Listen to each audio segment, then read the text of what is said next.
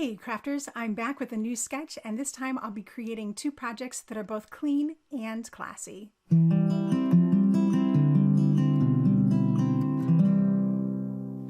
I'm really excited to work with this latest sketch. I think it really calls for some texture around the border and a really great focal point. So for our first project, this is what I'll be using. I'll be using the satin gold sequins, the Seashore gradient cardstock set, a few artist markers, the Fine Frames cover die, the Celebrate Today stamp and die set, and the Sentiments 2 stamp set. To get started with the first card, I wanted to add some texture around the border of my card base, so I'm going to use the Fine Frames die. And I thought I would give you a few tips that I find helpful when working with this die. So first thing is that I always cut my piece of cardstock larger than the die, so that way I'm sure to get that full 4 1/4 by 5 1/2 piece.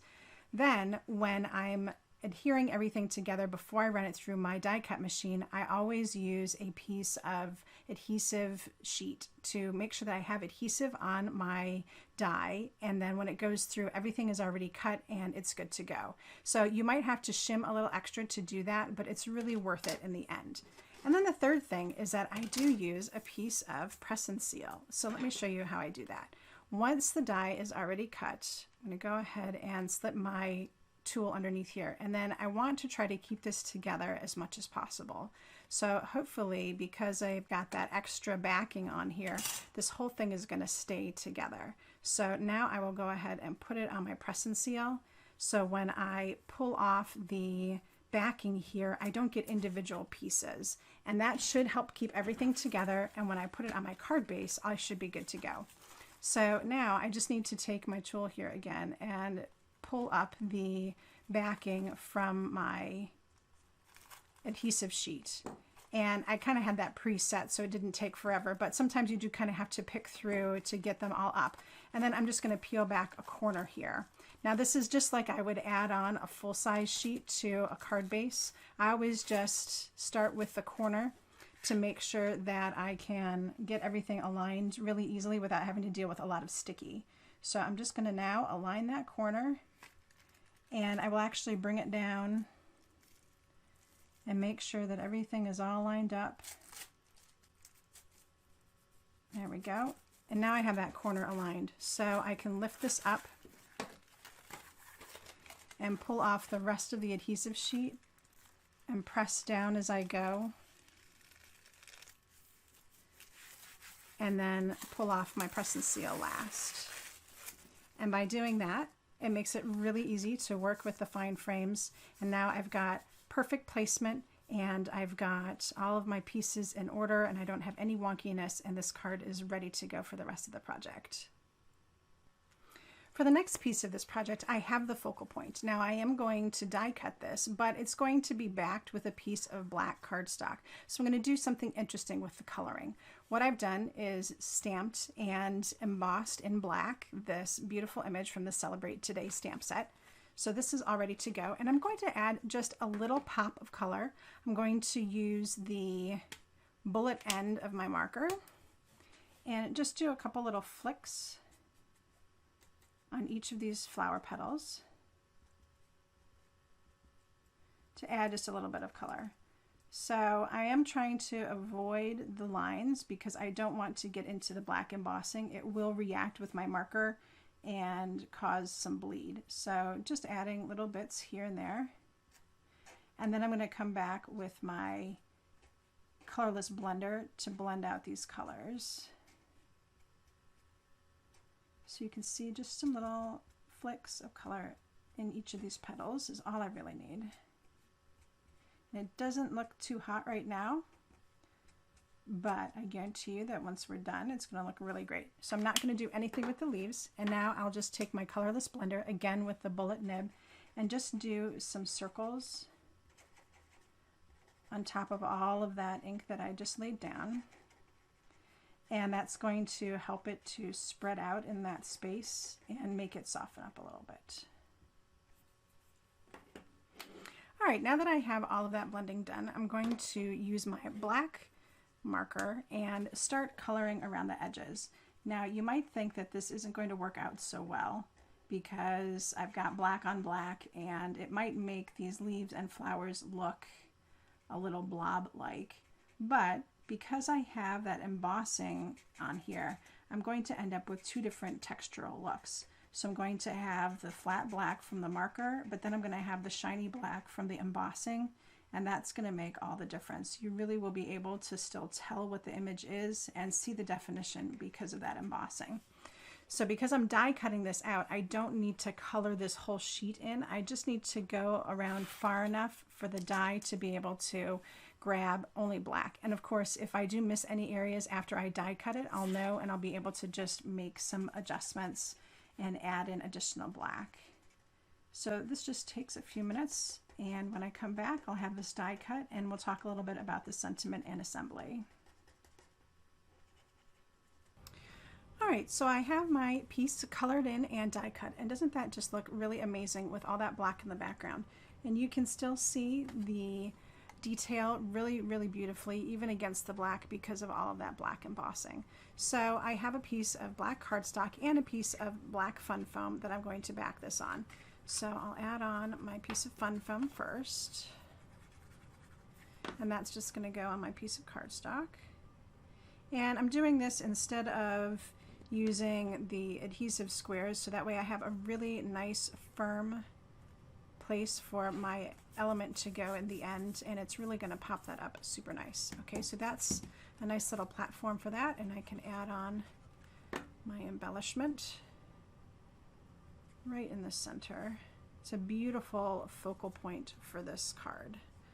All right, and then I stamped out some of the Sentiment Strip 2 sentiments onto a few little strips of the same shade of cardstock to coordinate in the same shade as the artist marker that I used. And I've got Best Wishes and then For My Fabulous Friend. But I really want this to be a little shorter to match my sketch a little more closely. So I'm going to just chop off the For My and leave Fabulous Friend, and maybe just clean up the end a little bit here. There we go. And that's going to be that Best Wishes and Fabulous Friend. So let's finish up some assembly here. I've got my card base all ready to go with those fine frames on there. And now I can add my finished center element. Goes right in the middle. Just absolutely perfect. And then I can pop on my little sentiment strips. Following the sketch, I'm going to just make sure that I've got them popping off of the center element and into the fine frames element, and they'll be spaced just slightly apart,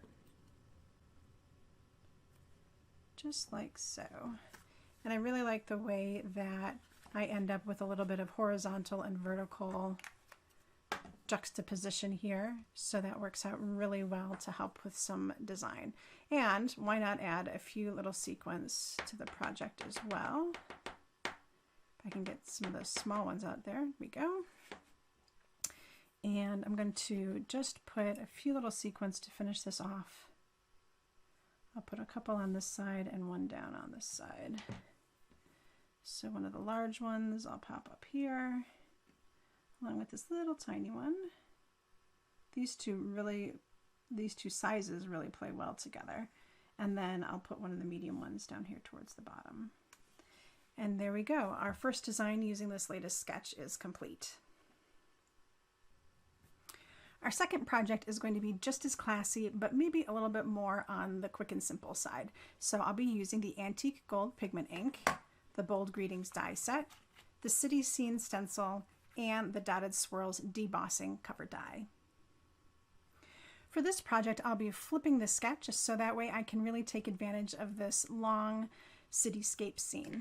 So I have the stencil attached to a piece of jet black cardstock that's already sized for that center focal point, and I'm using the Antique Gold Pigment ink and a sponge applicator. So I'm going to actually just kind of dab it on instead of swirling it around, and that's going to help me make sure I get a really good concentration of this gold ink and that I get some nice crisp lines from the stencil.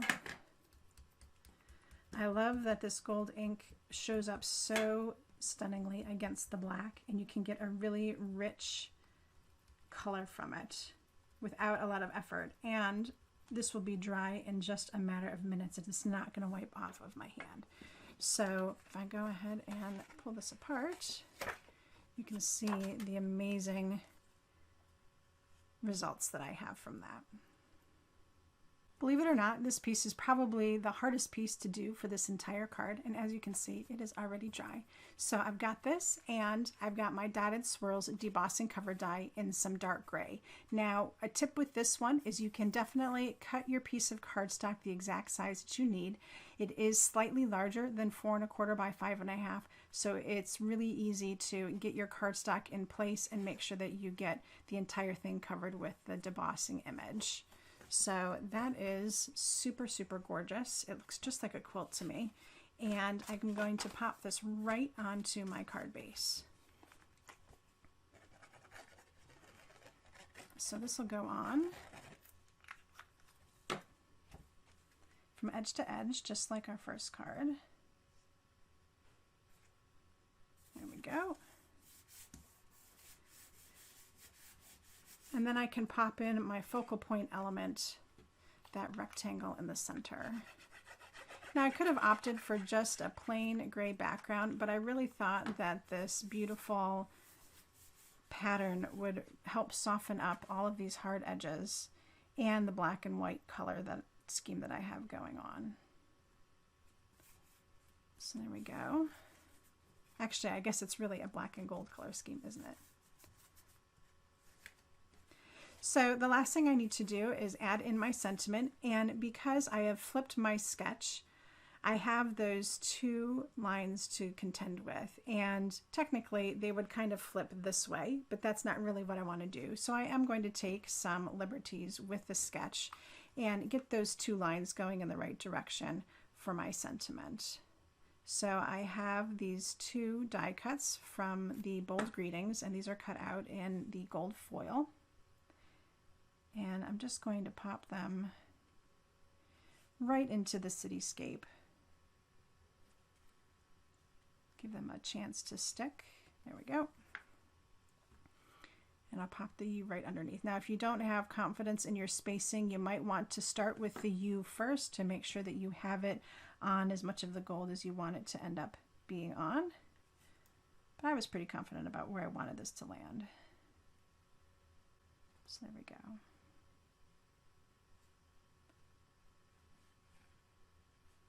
Gorgeous.